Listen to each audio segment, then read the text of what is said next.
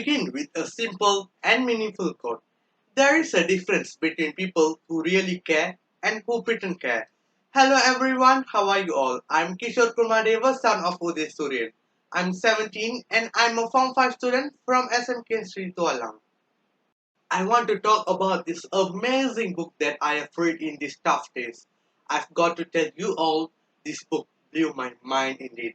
I was astonished by the title of the book, as it is entitled The Book of Tomorrow. This book is written by a beautiful Irish novelist, Cecelia Ahern, and published by Harper Collins on 1st of October 2009. I will definitely say it is the best 20 ringgit I've spent on books, and it is a little cheap because the book is hardback formatted. At some point, I wish the story never ended, although it had 432 pages. Not everyone gives pure love is the theme highlighted in this novel. Ladies and gentlemen, the Book of Tomorrow is the story of 16 years old Tamara Goodwin, who gets whatever she wants from her parents, usually by stamping her feet and demanding. One day, her father committed to suicide due to property investment. They lost everything as the bank foreclosed the house and their properties. Tamara and her mother Jenifer moved to the countryside with her uncle Arthur and Aunty Rosaleen to a gatehouse which leads to a castle that burned down years ago and is now ruined. She clearly didn't like the move. In addition, Tamara hates Mrs.Rosaleen's behavior, who finds excuses to keep Tamara's mom in her room to cook. One day, a mobile library was stopped in front of the gatehouse. Although Tamara is not into reading, she gets in the library anyways. Surprisingly, a padlocked leather-bound journal attracted her as she felt something about it. She successfully unlocked the journal, but it was empty inside and Tamara was dismayed.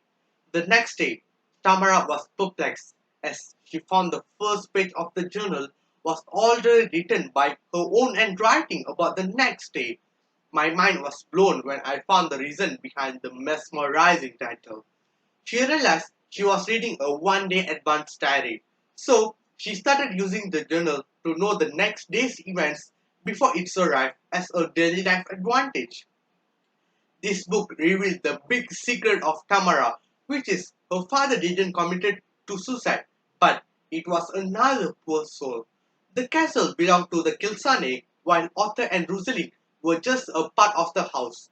Kilsane was Tamara's real father, who was supposed to be dead in a fire accident, but he miraculously survived and lived in a forbidden house. In the end, George Goodwin marries Jenifer as Rosalind forced her to. Tamara looks up and sees Rosalind's house in fire. Luckily, everyone was safe.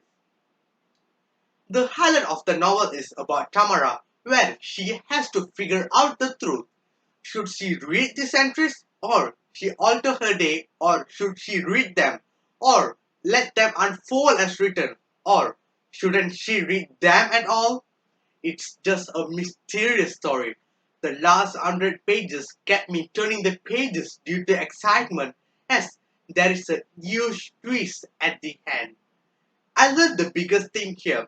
Nobody should feel unwanted, as in this case, the Kilsanis' cook little daughter Rosalind wanted to be friends with the Kilsanis boys Arthur and Laurie, but Laurie was drawn to Jenifer. This led Rosalind to accidentally create a fire that destroyed the Kilsanis and the Goodwins. In fact, those who are treated as though their presence is allowed can give into their desire to act their way and eventually ruin others. I suggest this novel to all as it is not a romance novel or any other thing. I love the way it wonderfully describes a teenager's feelings and emotions. Tamara goes through when she felt desperately and lonely, when she craved for friends and a formal lifestyle, and how she worried for about mom. For me, it's quite innovative as I think for a while, how about I own such kind of book? This makes me fall in love with this story. That's all from me. Thank you.